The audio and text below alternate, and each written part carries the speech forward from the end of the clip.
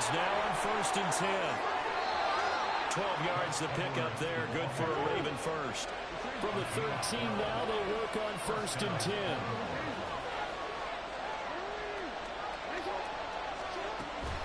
Again, it's Edwards. And he couldn't quite get there. Tackled down at the 1. That's a 12-yard gain now on back-to-back plays. Absolutely no trouble moving the ball on the ground on the first 2 plays from scrimmage.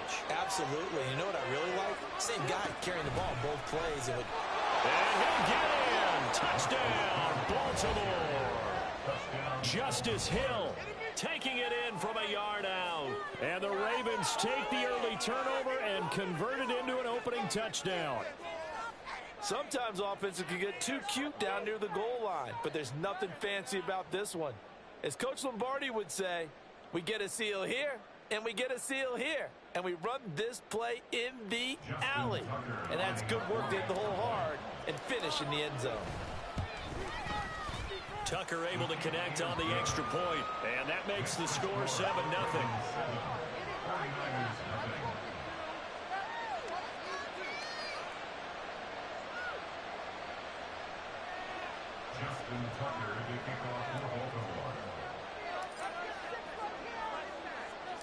Tucker now to kick it away following the touchdown.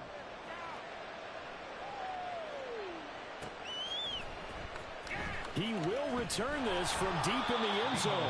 And he's only going to make it to the 13-yard line and no further. At their own 13-yard line.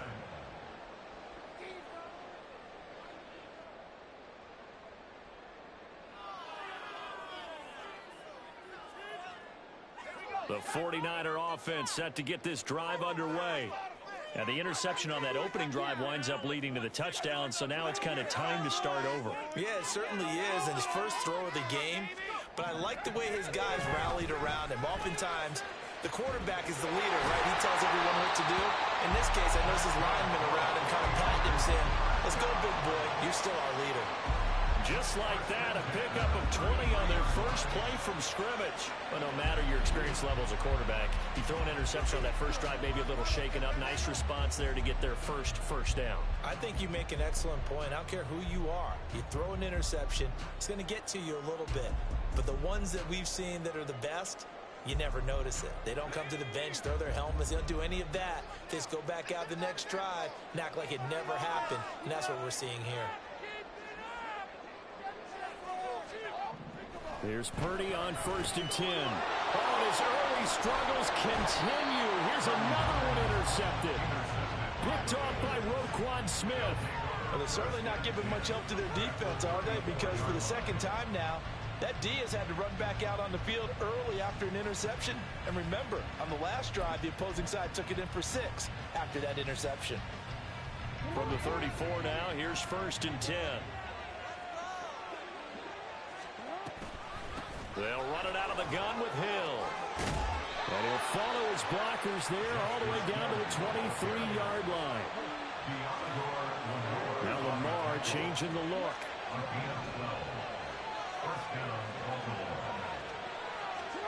On 1st and 10, it's Jackson. And he takes a shot on the release as this will be incomplete. I think he had to unload that one before he wanted to. He was right up in his grill. I think he was a dentist there without a license, don't you? Just not enough time for the play to develop. Just lucky it wasn't a fumble, really. From the gun, it's Jackson. Wide open receiver complete. And in for the Ravens touchdown. Nelson Aguilar. 23 yards for the touchdown. And the Ravens have taken a 13-0 first quarter lead. The full team is involved in this game early, aren't they? Go down the field, score on offense, take the ball away on defense, and go right back and score again. You got to like the way that's working for them. That's exactly right. Touchdown, turnover, touchdown, 2-score lead. A little bit like you at breakfast this morning. I got to get this in. You had a perfect omelet, dropped it, so a little bit of a turnover. You went right back, though, and got that omelet and crushed it. You got to do what you got to do. Yeah. You got to do what you got to do. A little worried about your hands, though. Yeah. Man. This will be brought out from the middle of the end zone. And in hindsight, probably should have taken a knee as he only gets this out to the 16-yard line. The San Francisco offense ready to start their next drive.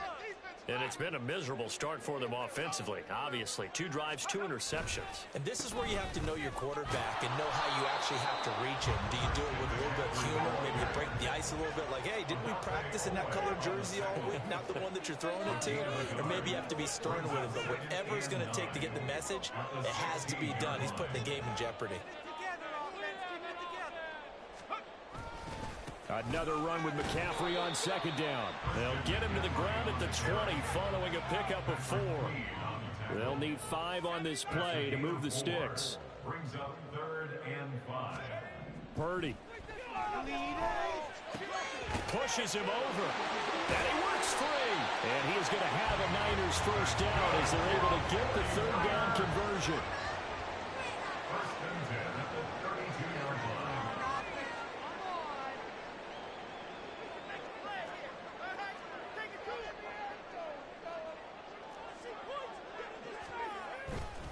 On first down, this is McCaffrey.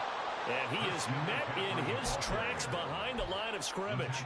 Justin Madubuike firing across the line there and planning him for a loss. An interesting and intriguing decision there defensively because they kept extra DBs on the field despite seeing the multiple tight end look that came out for the offense. I thought they were going to switch out of it. I didn't know if they felt they didn't have time or what the case was. Well, in any event, the extra speed allowed for great penetration as they stuffed that one behind the line of scrimmage.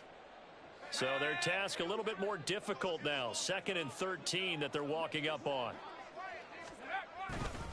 Again, they run. Again, it's McCaffrey. They'll get 4 on second down, but it leaves them with 3rd and still 9 to go. They'll come to the line here needing 9 yards to pick up the first. Brings up 3rd and 9.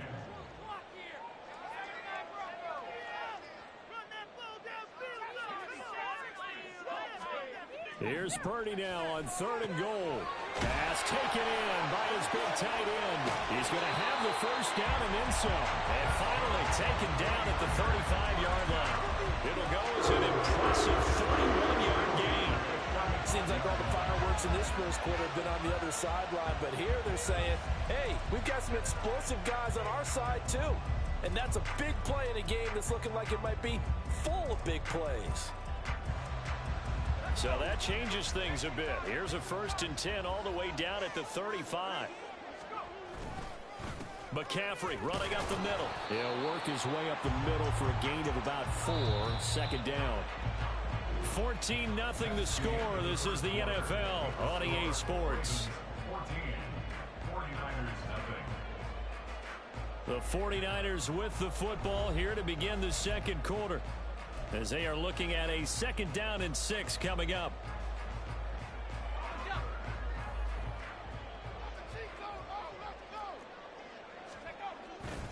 Up the gut, McCaffrey. Stays on his feet, and he's going to get this down near the 20-yard line. This offense finding its legs now. Here's another 1st and 10.